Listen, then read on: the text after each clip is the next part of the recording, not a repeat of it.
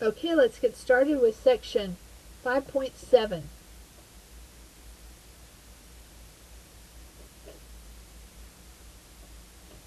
This is factoring special products. The first special product you've seen before when we multiplied what I call conjugates, where they had the same thing with a different sign between them. When we FOILed these out, remember I said that the middle terms canceled out because you had a negative xy on the outside and a positive xy in the middle, which made 0 xy's in the middle. And so we just had the first number squared and the last number squared with no middle term. This is called the difference meaning subtraction, of two squares. This should probably say of two squares, so you can add that in there. Here, I'll mark it in with pencil. Two squares. You have two squares and the difference of them. They will always factor this way. You'll need the positive and the negative to prevent having that middle term. If you have the sum of two squares, it is not going to factor. You can work at it forever. It isn't going to factor over the real numbers, okay? So we call this prime. All right, and then we have the difference of cubes. This is a formula that you will need to memorize. I don't know if my math lab may provide it for you, but please don't assume that the math department final comprehensive exam will include that formula. You need to learn this. What you essentially do is to factor cubes, you will have a binomial and a trinomial. And so you take the number that's getting cubed, first one, and put it first. The second thing that's getting cubed and put it second. Then you take this number and square it in the first here, and square the last one and put it at the very last, and then multiply these together and put them in the middle. With a negative, with a difference of 2 cubes, these are all 2, I didn't put the word 2. You always start with a negative, positive, positive. Okay? So you may want to start writing this down every night before you go to bed from now till the end of the semester so that you remember it. Okay? It's not hard.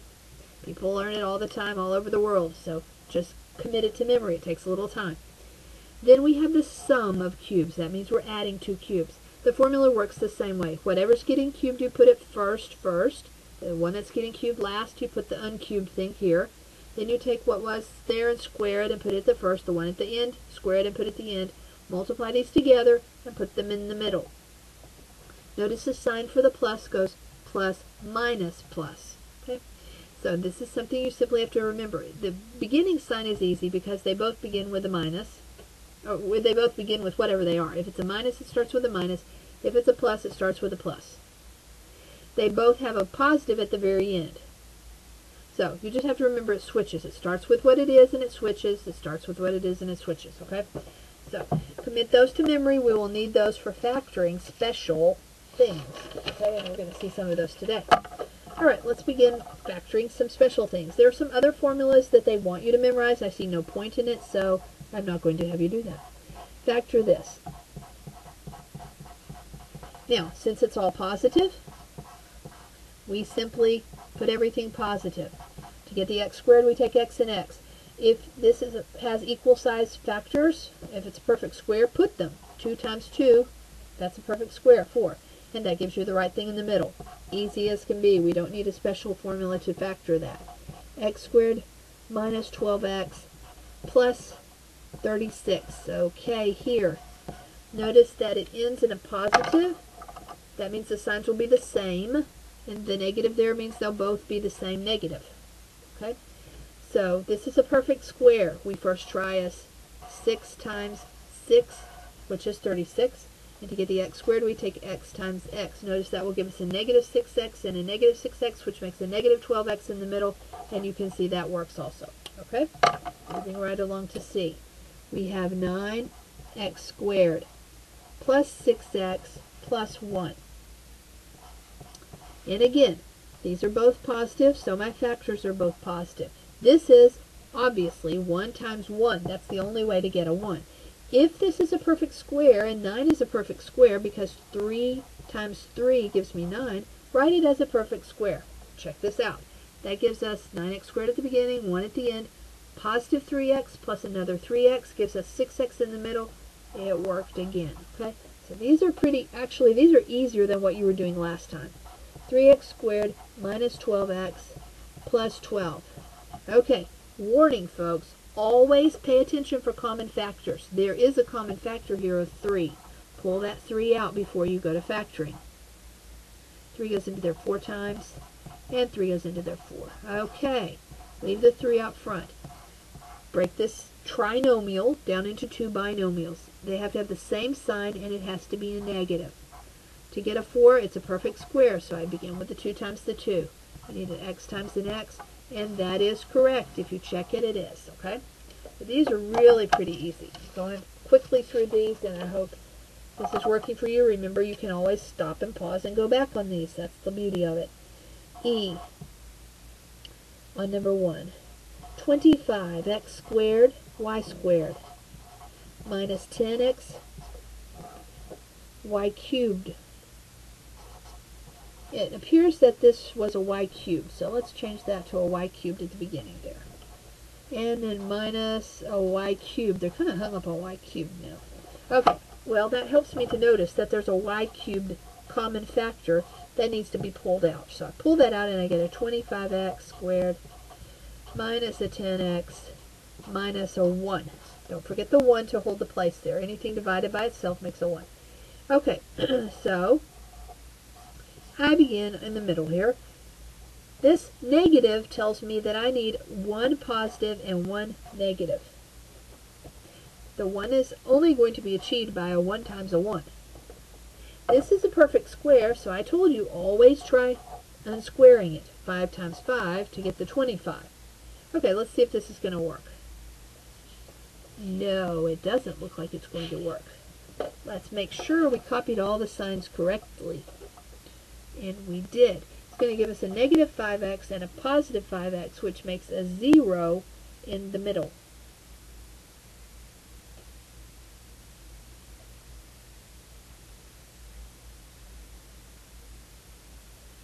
Okay. We are doing 1e. I'm going to double check that I copied it the right way here. 1e.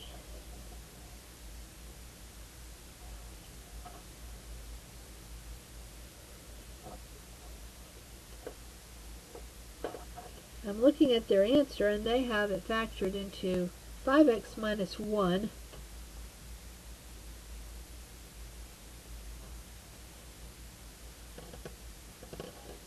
Oh, I hate it when they have their answers wrong. They say that the answer is y cubed 5x minus 1 quantity squared at the bottom of the page, okay? Now, I'm going to show you that this isn't right, okay? Because if we take y cubed and we take 5x minus 1 times itself, 5x minus 1, that minus 1 times minus 1 would make the last thing be a positive 1. Okay? And that isn't what they have, because I just double checked it, and it's in fact a positive, it's a negative, which I kept a negative. It appears that they have this one wrong, okay? So let's see if this one can factor. Is there any other way we're going to get the 10 in the middle? No, this is going to have to be prime, and I hate it when they get the wrong thing on these lecture notes. Okay. Let's move on to E. This is a prime one because it will not factor. They thought this was the answer, but it isn't, because that would give a positive 1 at the end, and we obviously don't have a positive 1. Thankfully, they don't miss very many of these. Okay, let's do 1F. Getting my jacket off here. Okay. 1F. X squared plus 39xy plus 40y squared. Are there any common factors? No. So we're going to have to just look at the thing. X squared is going to be x times x. Positive both places will make both of the factors positive. Now, what I notice is that I have a 40 here. And in order to get a 40 with a 39 in the middle, my only hope would be a 1 and a 40, because they have a difference of 39. So if I try a 1 and a 40, See, if I tried other things like 2 times 20, those add up to 22 and they have a difference of 18. There's no way to get this 39 except 40 minus 1 is 39. But look what happens when I multiply this middle term. I get a 40x and a 1x, which gives me a 41x, and that doesn't work. So this one, I can pretty quickly conclude that it's prime. Okay, and thankfully they concluded the same. Okay, so they're right this time. Okay, let's move on to number 2. I'm probably going to finish number 2 and break this into 2 parts because it's a little bit long. X squared minus 49. This is the difference of perfect squares, right? Because this is a perfect square. 7 squared is 49. So this is like x squared minus 7 squared, okay? And I don't really think about that. I just sort of start factoring it. Okay. To get no middle terms, I need a plus and a minus. X times x gives me x squared. What times what gives me 49? 7 times 7. Okay? And the middle term would be 0 because those would cancel out, the positive 7x and the negative 7x. So this is my factored form. Part B on 2. Y squared minus 81. Difference of 2 squares again. So we go unsquaring stuff. We want a plus and a minus to prevent the middle term.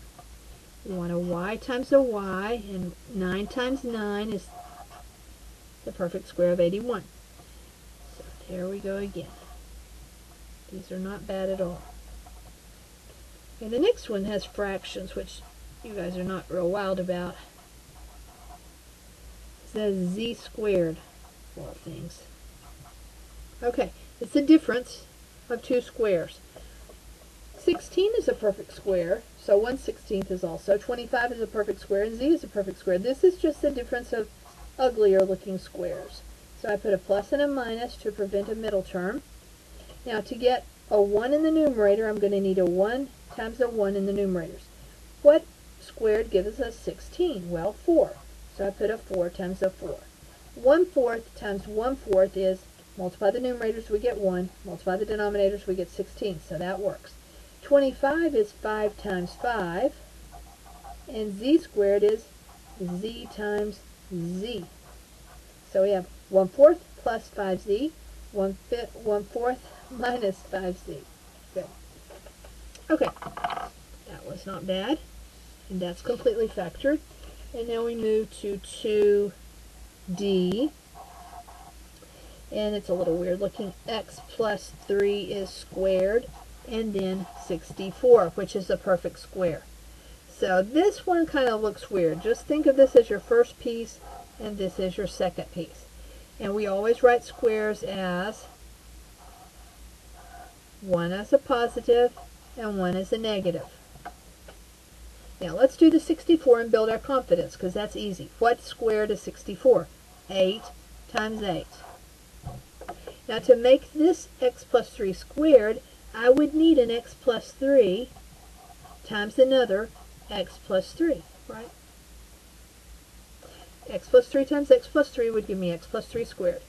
On the outside, I would get minus 8 of the x plus 3's. On the inside, positive 8 of the x plus 3's. That makes 0 in the middle, and then a negative 64. I would like to see if they left it like this or if they went ahead and simplified it a little farther here. This is 2d, so maybe I can predict what my math lab is going to give you here in terms of writing your answer. They did simplify it farther.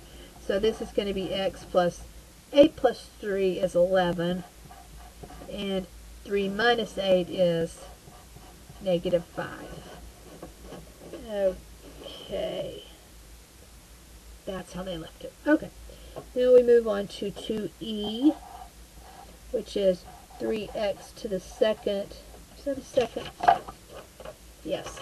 Minus 75. It's getting dark today. We take out the common 3, and that gives us an x squared minus 25. This is the difference of 2 squares. We put a plus and a minus to prevent the middle term. 25 is 5 times 5. X squared is x times x. There we go again. That's completely factored. And finally, part F is a little bit uglier. Let's get another piece of paper for that. f, 2f, x squared plus 10x plus 25 minus x to the fourth.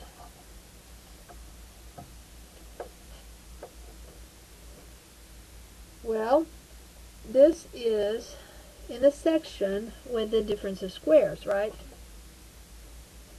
And what I notice is that I have 4 terms, which would make me think of doing some grouping. The deal is that this is a perfect square, and so this is an unusual grouping. I'm going to actually want to group the first 3 together, and let me show you why that is.